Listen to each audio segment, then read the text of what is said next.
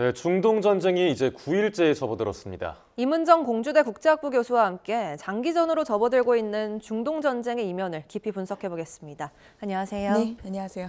네, 트럼프 대통령이 이란이 오늘 강력한 공격을 받을 것이라고 경고를 한 상황이고, 그리고 미국과 이스라엘이 모두 이란을 타격을 하고 있습니다. 네.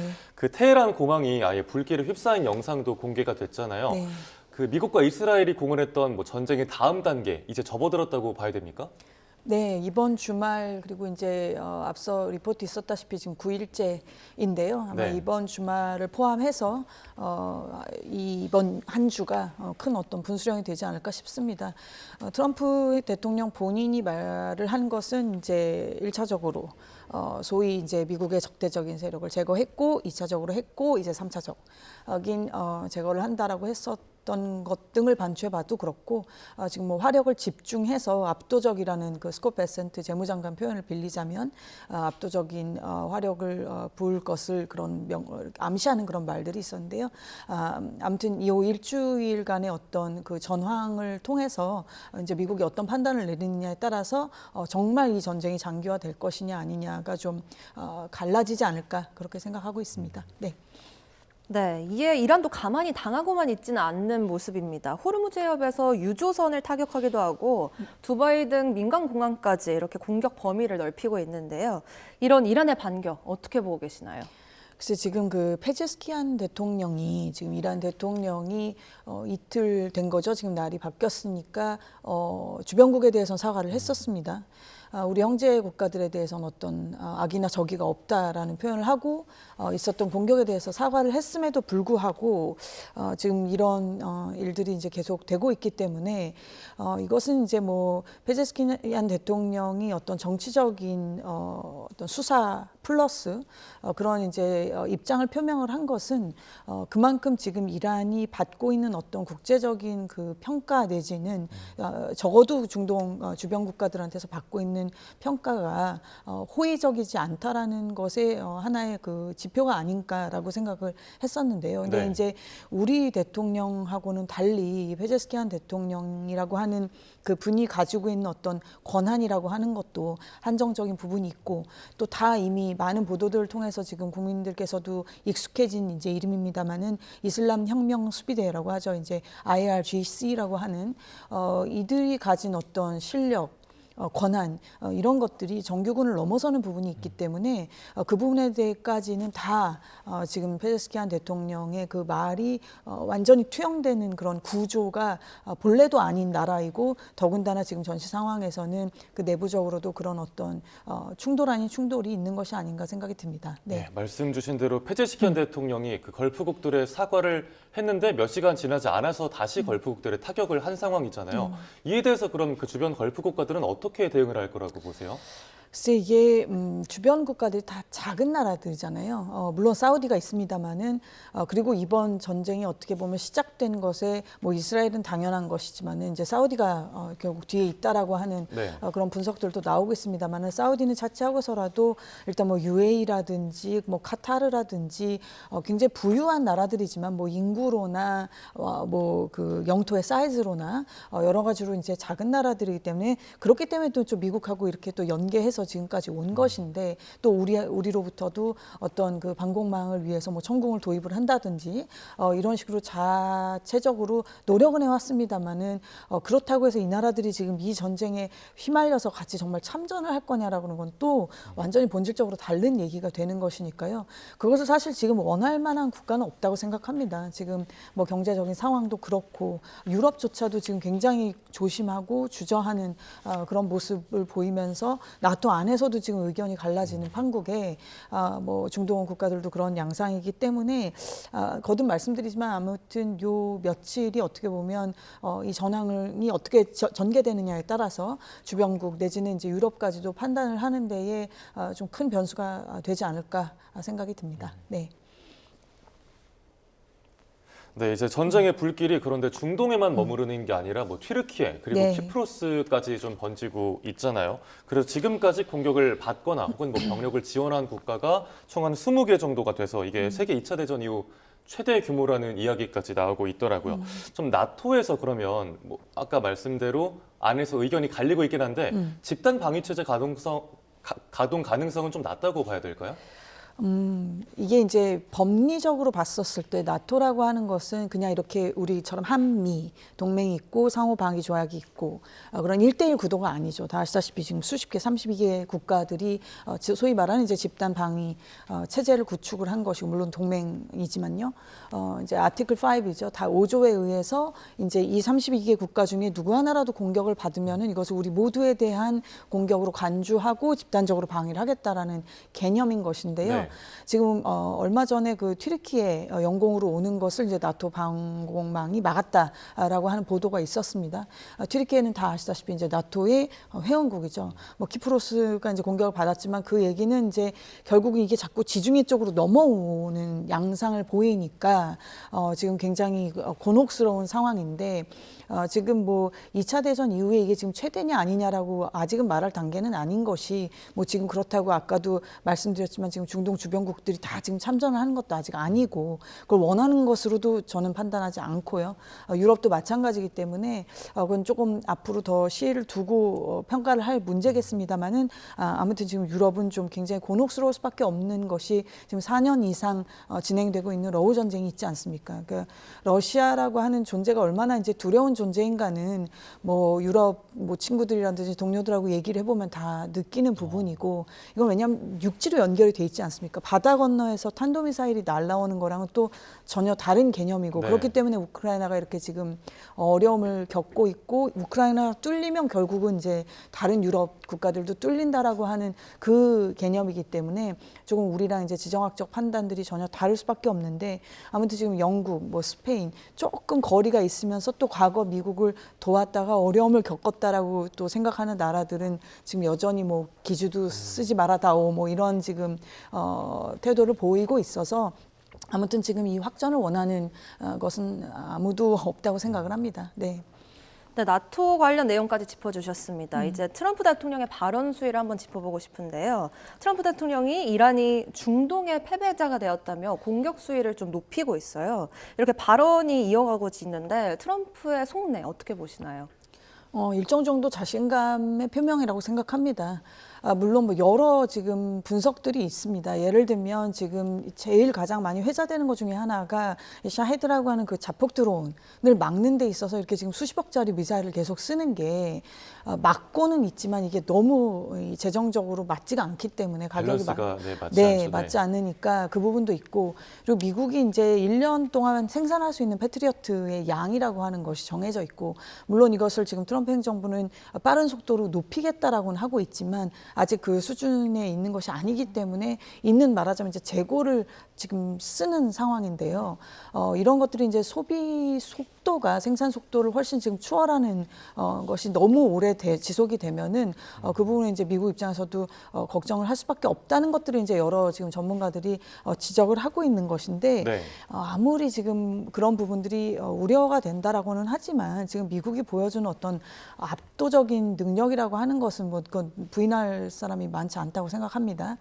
예를 들면 지금 이란의 지금 지하에 있는 뭐 미사일들을 저장해 놓은 그 지하 시설들 굉장히 정밀 타격을 하고 있는데 지금 이 전쟁은 결국 지금 이스라엘과 미국의 철저한 공조하에 이루어지고 있는데 지금 제가 오늘 이 뉴스룸에 오기 직전까지도 듣고 있는 어떤 미국 생방송 같은 것들을 봤을 때 지금 이스라엘이 지금 수년 동안에 그 우리로 치면 CCTV죠. 도로에 있는 CCTV 같은 것들을 해킹을 했다는 거예요. 그래서 이제 트래픽을 지금 파악하고 있는 거죠.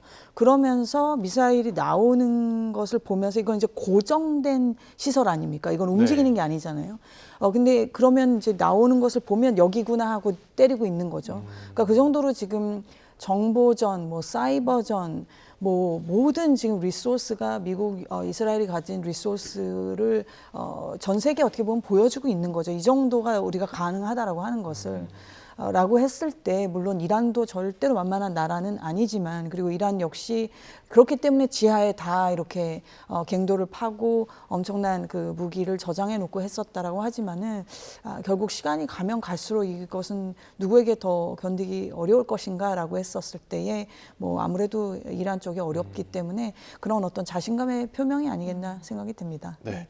이런 가운데 트럼프 대통령이 또 쿠르드 세력이 이번 전쟁에 개입하길 원치 않는다라고 밝혔더라고요. 원래 며칠 전만 해도 좀 말이 바뀌었어요. 그러면 조금 전에 말씀해 주셨던 그런 미국의 엄청난 뭐 정보전이랄지 사이버전 이런 것들로 충분히 감당이 가능해서 이렇게 판단할 걸까요? 트럼프 대통령 속마음 뭐라고 보세요? 이거 정확하게는 뭐 알 수가 없죠. 워낙 트럼프 대통령이 이게 전술적으로 그런 측면도 있다고 생각합니다. 저는 말을 계속 바꾸는 것이 그냥 트럼프는 못 믿을 사람 내지는 이상한 사람.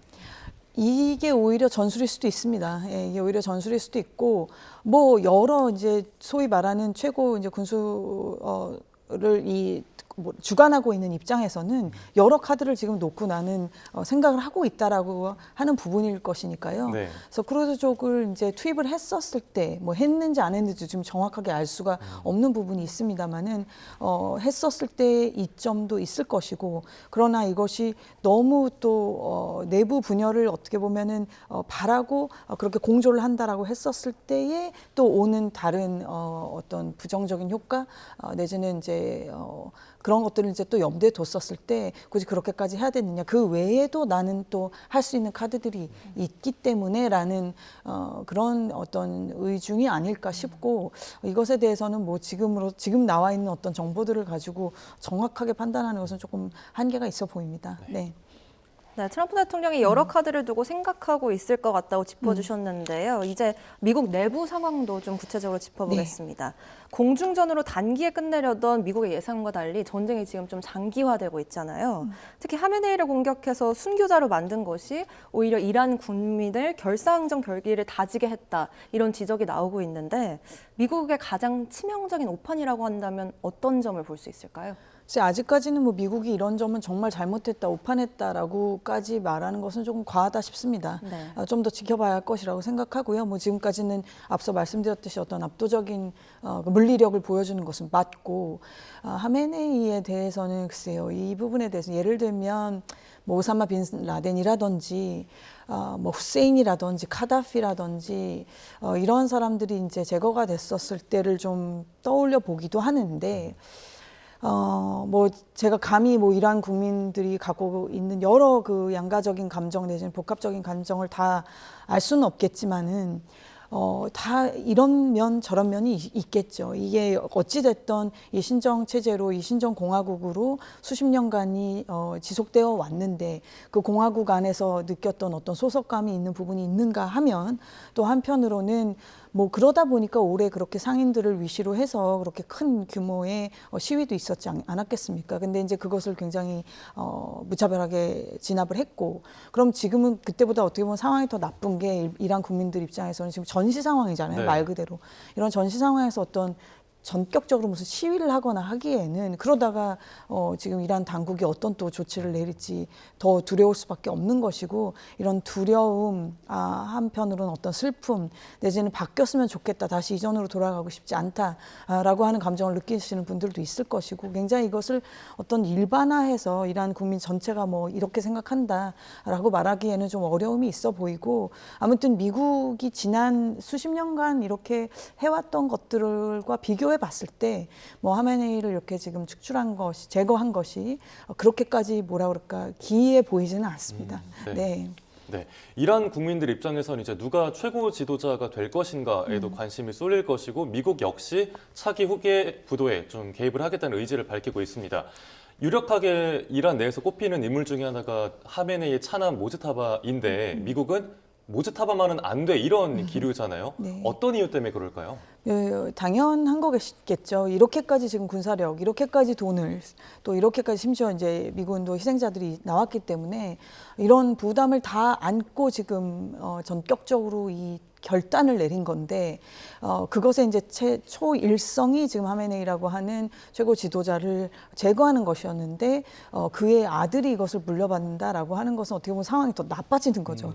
그럼 지금 이런 그 지금 수많은 분들이 희생을 당하는 이런 전쟁 국면에서 제가 지금 너무 이런 어떤 돈 얘기만 하는 것 같아서 불편하신 분들도 있겠지만 어쨌든 미국 입장에서는 지금 세금이 다 투입이 된 거 아닙니까? 국가의 어떤 자산이 투입이 됐는데 이 결과가 그거다. 그거는 용납을 못한다라는 얘기인 거죠. 근데 이제 이것을 어떤 다른 주권 국가의 이런 뭐 지도자가 누가 되느냐를 다른 나라가 왈가왈부하는 것이 맞느냐라고 하는 것은 다 원칙적으로 맞는 얘기지만 지금 그런 평가가 별로 의미가 없게 느껴지는 시대이자 그런 국면이기 때문에 뭐 이 부분에 대해서는 아무튼 미국 특히 트럼프 행정부 입장에서는 그건 받아들일 수 없다라고 하는 것을 뭐 어떻게 보면 정직하고 솔직하게 얘기를 하는 거죠. 예. 네, 비용에 대한 부담도 말씀해 주셔서 다시 짚고 넘어가자면 이번 전쟁으로 100시간 만에 약 5조 원이 넘게 비용이 들었다는 분석도 나오고 있는데 이렇게 사태가 장기화될 경우 미국 내에서 전쟁 비용에 대한 비판이 그럼 더 커질 거라고 보시나요? 뭐 아무래도 지금 여론이 이렇게 썩 좋지 않죠. 네. 뭐 20%대 정도로 나타나고 있는 것으로 보이니까요. 이 전쟁에 대해서 그나마 이렇게 좀 지지를 한다라고 하는 의견이요. 그리고 어떤 법리적인 부분에 대한 비판들도 있는 것이고 어쨌든 의회 승인을 거치지 않았다 등등. 그런데 또 이제 흥미로운 것은 며칠 전에 그 이란에 대해서 어떤 추가적인 것을 좀 막아보겠다는 차원에서 미국 상원에서 결의안을 심사를 했었을 때에 53대 47로 아시다시피 부결이 됐었습니다. 네. 근데 거기에서 이제 지금 공화당 마침 또 공화당과 비공화당이 지금 딱 53대 47이기 때문에 이게 이제 딱 그 숫자인가 했었지만 그게 이제 민주당에서도 이타표가 나왔고 한 표 나왔는데 그 민주당 이제 상원 의원 중에 지금 굉장히 그 어떻게 보면 주목을 받고 있는 분이 그 페터맨이라고 하는 지금 펜실베니아의 존 페터맨이라고 하는 상원 의원인데 펜실베니아라는 주가 좀 독특하기도 하죠. 저희가 뭐 여기서 미국 대선 얘기하고 했었을 때에도 늘 펜실베니아는 쳐다볼 수밖에 없는 곳입니다. 여러 가지 산업이 복합적으로 있는 곳이기 때문에 퍼플 스테이트라고 보라색이라는 네. 거는 빨갛게도 됐다가 파랗게도 스윙 됐다가 스테이트. 네. 스윙 스테이트라는 표현을 쓰기도 하죠. 근데 여기 이제 상원 의원인데 이분은 이제 오히려 트럼프를 지지하는 쪽에 표를 던진 거죠. 그래서 이분 인터뷰 같은 것도 저도 흥미롭게 봤는데 이분이 본인이 이제 민주당 소속임에도 불구하고 이렇게 얘기를 하는 것에는 이제 본인의 변은 이런 행동을 취한 것에는 지금 이런 국면에서 이란이 미국의 위협이 아닌 것이 아니지 않느냐. 그것을 자기가 속한 그 민주당 의원들이 같이 동조하지 못하는 것이 오히려 의아하다라는 그런 이제 의도로 얘기를 했었어요. 그래서 이런 부분들도 있기 때문에 아무튼 뭐 그 여론 조사로 나타나는 그 수치들은 좋지 않지만 한편으로는 이란이라고 하는 나라랑 가져왔던 지난한 그 앙숙 같았던 그 정말 적대의 역사가 있기 때문에 한편으로는 이것이 어떻게 보면 지금 끝내야 하는 것일 수도 있다라고 생각하는 분들도 뭐 소수이겠을 수 있겠지만 그래도 없는 것은 아니다. 매우 적은 또 숫자라고 보기에도 이런 이제 어떤 여론들도 있지 않나 이런 그 트럼프 쪽에 이 지금 전쟁을 시작한 것에 대한 것을 막 찬성하고 지지하고 옹호까지는 아니라 하더라도 기왕지사 이렇게 됐다면은 어떤 국면을 바꿔야 되는 것이 아닌가라고 하는 것에 대한 의견들은 있어 보입니다. 네. 네. 그런데 그래도 공화당 안에서 네. 그 마가층 안에서도 지금 이번 전쟁에 대해서 부정적으로 바라보는 사람들이 많은 것 같아요.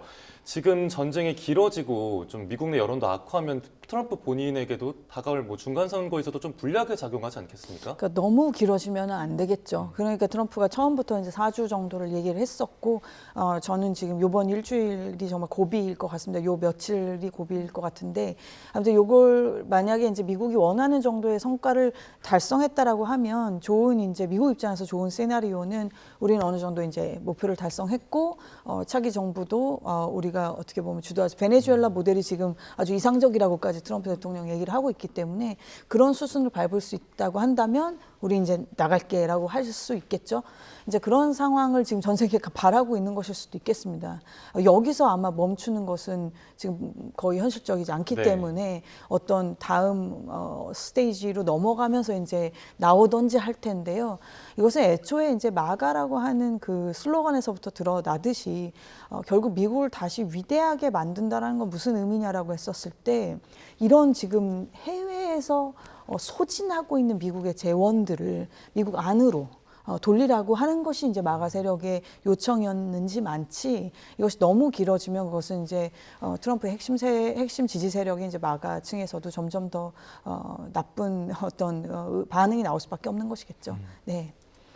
네, 이렇게 베네수엘라에 이어 이란까지 개입한 배경에 대해 트럼프 대통령은 석유 패권 장악 이런 전략이 있다는 분석도 나오는데요. 이번 전쟁의 본질이 결국 그럼 에너지를 누가 지배력을 어떻게 강화하느냐 여기에 있다고 보시나요? 뭐 그것만이 유일한 그 결정 변수는 아니었겠지만은 네. 상당 부분 있었을 수 있다고 봅니다. 지금 뭐 기후변화로 인해서 전 세계가 뭐 전 지구가 어렵고 이 기후 위기라고 이제 우리가 표현을 하는 이 상황을 돌파하기 위해서는 사실 미국 그리고 중국 이렇게 어마어마한 사실 배출을 하는 나라들이 뭔가 바뀌지 않으면 사실 뭐 우리도 열심히 하고 있고 모두가 열심히 하려고는 있지만 일단 벌써 의지가 꺾이잖아요. 저렇게 지금 많은 배출을 하는 나라들이 바뀌지 않는다면이라는 그런 회의론들이 나올 수밖에 없는데 아무튼지 지금 기후 위기는 당장 우리에게 정말 위기이고 당면한 과제인 것은 맞지만 또 다른 이면에는 그만큼 비정한 또 어떤 돈의 논리가 있는 것이고 왜냐하면 사실 뭐가 됐던지 간에 이것을 이제 돈으로 환산을 한다라고 했었을 때에 그 비용을 감당할 수 있겠느냐라고 하는 트럼프 대통령 쪽의 어떤 솔직한 질문이라고 하는 것을 불편하지만 솔직하고 맞는 어떤 지적이라고는 생각하는 측면이 저도 있습니다. 왜냐하면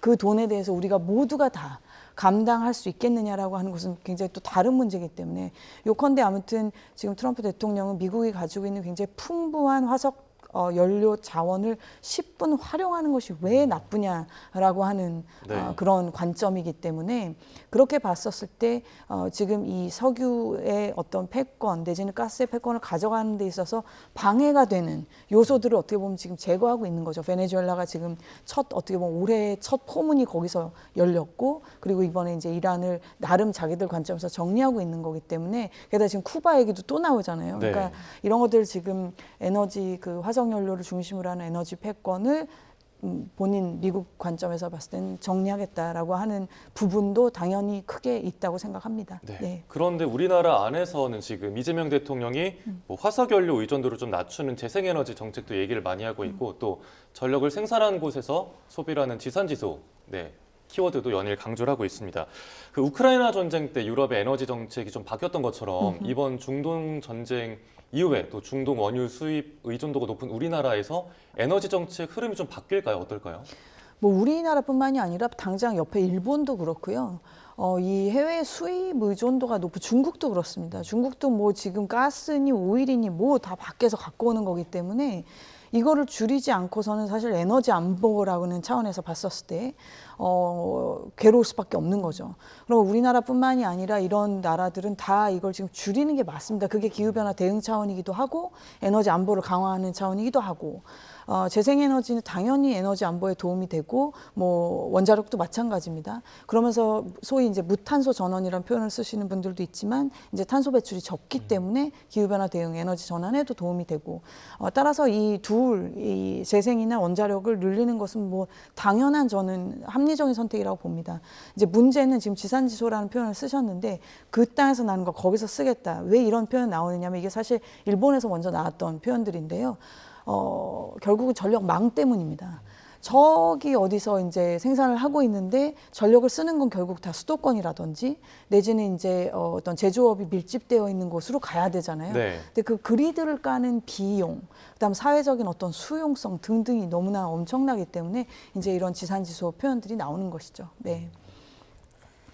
네, 이렇게 한국처럼 에너지 수입 의존도가 높은 국가는 좀 직접적인 영향을 받을 것 같은데 국제 유가는 그렇다면 앞으로 어느 수준까지 올라갈 가능성이 있다고 보시나요? 글쎄 이건 뭐 예측하기가 쉽지 않죠. 특히 지금 호르무즈 상황이 이런데 글쎄 이 호르무즈 상황이 얼마나 장기화되느냐가 일단 가장 큰 변수고 네. 특히 이제 가스 같은 경우는 원유에 비해서 이제 저축하기 또 이렇게 비축해 놓기도 쉽지가 않기 때문에 이 소위 말하는 이제 플럭추에이션이죠. 이제 등락 폭이 이제 더 안 그래도 큰데 지금 이런 상황으로 인해서 더 어려워지는 것은 맞고 안 그래도 지금 코비드 19 팬데믹 이후로 지금 유동성 으로 인한 인플레 이런 것들이 지금 전 세계 경제를 어렵게 하는데 지금 어떻게 보면 기름을 붓는 격이라서 네. 이게 지금 그래서 장기화되면 안 되는 것이고 그러다 보니까 지금 미국에서도 재보험을 이제 지원해주겠다. 왜냐하면 이제 호르무즈 해협이 지금 이란 혁명 수비대가 우리가 이제 엄포를 놓고 있는 상황이잖아요.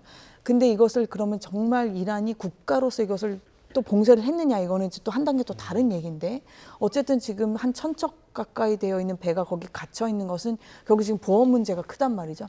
그래서 지금 미국에서 이제 재보험이라는 것은 이제 이 보험의 보험인 네네. 것이니까 이것으로 이제 뒤를 받쳐주겠다라는 이제 이런 조치들까지 지금 몇 시간 전에 나온 것으로 봐서는 그만큼 이제 미국도 이 부분에 대한 어떤 중요성, 심각성을 알고 있기 때문에 바라옵건대는 근데 이 호르무즈 해협 상황이라고 하는 것이 너무 장기적으로 가지 않는다라고 보면 원유 자체는 지금 생산이 뭐 모자라는 그런 상황은 아니니까요. 예, 좀 희망적으로 보고 싶습니다. 네. 네. 참 전쟁이 장기화되는 상황을 모두가 우려하고 있는데 이란 측에서 처음으로 종전 중재를 시도한 국가가 있다라는 언급이 나왔습니다. 과연 어느 국가일지 이게 진짜일지도 궁금하고 만약에 뭐 종전 협상의 조건이라면 어떤 게 있을지도 좀 궁금하거든요. 가장 이제 괴로운 나라가 어딜까라고 생각을 해보면 저희도 벌써 괴롭지만은 네. 역시 산유국 아까 이제 페르시아 많이 요렇게 생겼잖아요. 풍선처럼 생겼다고 봤을 때 그 안쪽에 있는 나라들이 제일 괴롭겠죠. 나오지도 못하고 들어오지도 못하고 특히 들어오지 못하는 게 제일 괴로운데 그들이 이제 석유를 계속 생산하고 있는데 이것을 뭐 다 태워버릴 수도 없고 이걸 지금 누군가가 실어 나가야 되는데 지금 그걸 못하고 있는 상황이란 말입니다. 그래서 이게 너무 길어지면은 정말 이거 석유 산업, 중동 석유 산업 전반적인 지금 타격이 오는 것이기 때문에 추정컨대 이제 그쪽 나라들이 아닐까 싶은 것이고요.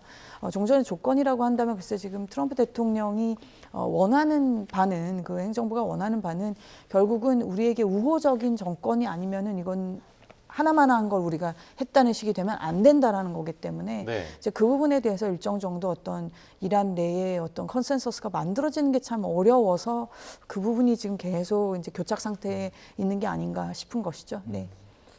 네, 이번에는 주제를 좀 바꿔서 우리 국민들의 귀국 소식을 짚어보고 네. 싶은데 내용을 짚어보자면 두바이와 아부다비에서 출발한 여객기들이 인천에 도착했고 또 우리 국민을 태운 전세기가 오늘 아랍에미리트에서 출발을 한다는 소식 리포트로 전해드렸는데요.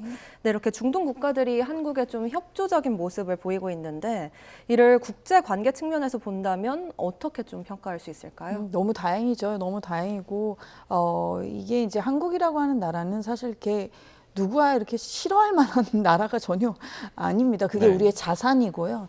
그걸 이제 뭐 소프트 파워라고 표현을 할 수도 있을 것이고, 그게 뭐 소위 이제 K-팝, 뭐 K-드라마 이런 컨텐츠 파워에서부터 나오는 소프트 파워인 측면도 있지만, 우리가 지금까지 그래도 고수해 왔던 어떤 원칙들.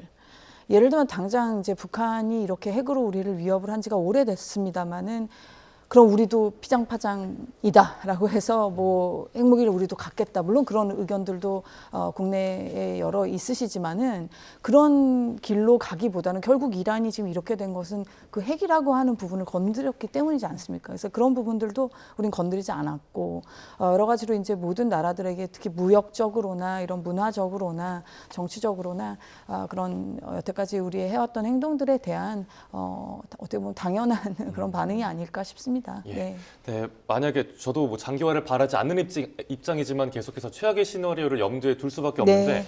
만약에 전쟁이 길어지면 트럼프 대통령이 우리에게도 좀 지원 청구서를 내밀 수 있지 않나라는 걱정이 되거든요. 뭐 지난 뭐 걸프전이나 네. 이라크전 때도 그렇고요. 근데 딱 지금 오는 19일인가요? 다카이치 총리가 미국에 네, 가서 미국 가죠. 네. 미일 정상회담을 하고 그곳에서 만약에 자위대 파견 이야기가 나오면 이게 우리에게도 영향이 올 것 같은데 어떤 선택지를 택해야 되겠습니까? 정말 그건 생각하고 싶지 않은 시나리오입니다. 이제 일본은 본래 전수방위라고 하는 원칙이었었죠. 그랬는데 이제 이것이